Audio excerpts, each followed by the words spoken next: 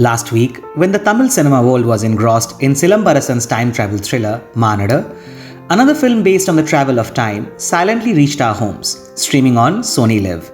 Sivaranjaniyam Innum Sila Pengalum, that is Sivaranjani and two other women, a Tamil anthology film that marks the journey of three women at different times in our society. One in the 80s, then in the 90s, and then comes a post-millennium story. The film, though accessible to all of us now, isn't one from this year.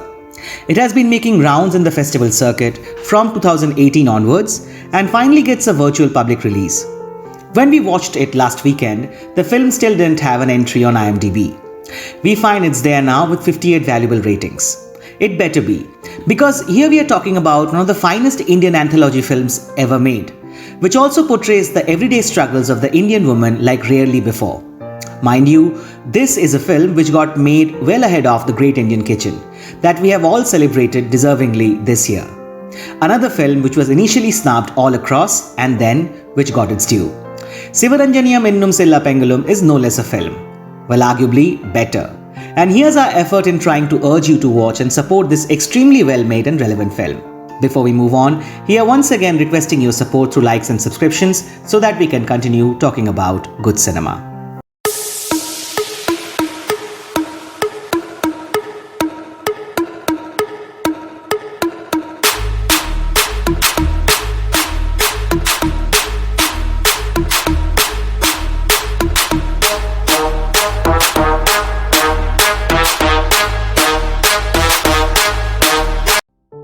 What primarily strikes in this film is how the three individual shots are excellent pieces on their own, and then how there are recurring motifs across the three stories which connect them together. Now, this is what has been significantly lacking in the late surge of anthology works on Indian OTT.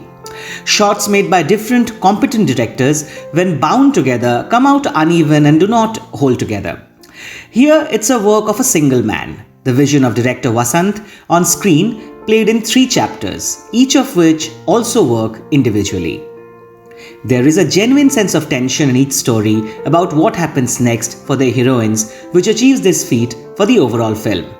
Vasant also does not compromise on his craft for his content.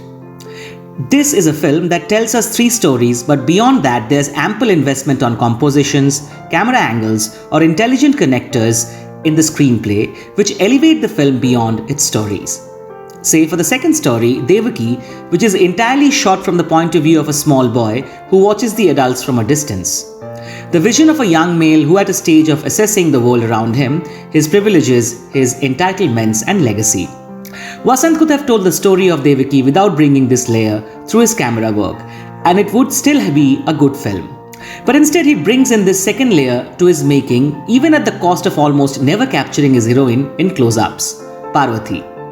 By far the biggest name in the cast playing Devaki, whom Vasant uses simply as an actor, without any attempt to encash her star value. There are visuals of the sea at the start of each chapter, the waves coming on and going off the shore since time unknown. Even though the 3 chapters of the film are set in different time periods, it is as if these waves mirror the destiny of the women of our country, moving ahead like the waves only to reach a new hurdle in a form, and then gathering themselves up to go back to where they started from. Times change, but society doesn't. Saraswati in the 80s or Devaki in the 90s still manage some breathing space at the end of their chapters.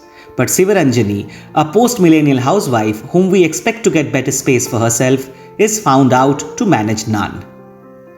There's 3 extremely suffocating sequences in each story, as impactful as the kitchen scenes from The Great Indian Kitchen. Saraswati struggling to manage her baby, her belongings, and trying to find the key to the house while her husband just stands and watches and later curses her for being late. Devaki being insisted on and later forced to share her personal diary with her husband and his whole family. And Sivaranjani doing her household routine work in the morning in a never-ending sequence under constant instructions and continuous demands from her husband, daughter and mother-in-law. These scenes haunt as we watch the men trying to exploit the perseverance of their women while depriving them of their privacy and dignity. Apart from the sea, there's other intelligent motifs in the film which connect the stories. In each chapter, there's a sequence where the women try to reach for something on the top shelf. Saraswati, in her attempt, disrupts the stability of the shelf in her search. Sivaranjani never finds what she had put up there years back, and it's Devaki who finds what she was looking for quite effortlessly as she brings in a ladder for help. Perhaps the arcs of these women are replicated in these searches. A sudden disruption by Saraswati or a straightforward progressive mood by Devaki, liberating them from the shackles, while Sivaranjani's silent attempts to get back her due never reaches beyond the room of forgotten trophies.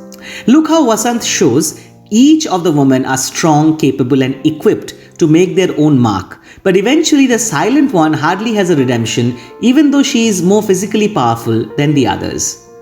And for the men, what do we say? Saraswati's husband, who never ceases to curse her, doesn't have anything to say, just nothing at all, when she finally resists his tortures for a moment one day. It is as if she was his punching bag, and when she hits back, he doesn't really know what to do. Beautifully done, we must say.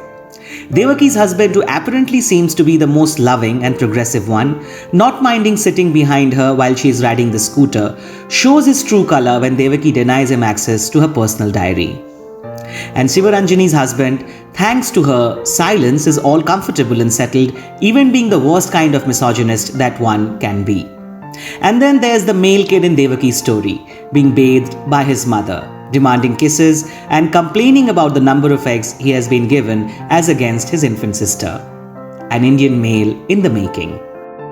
But then Devaki resists as we see the same entitled kid surprisingly witnessing.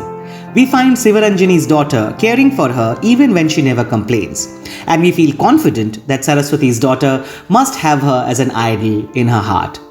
The presence of the kids thereby leaves us with a sense of hope, even though this riveting film drains a lot from within.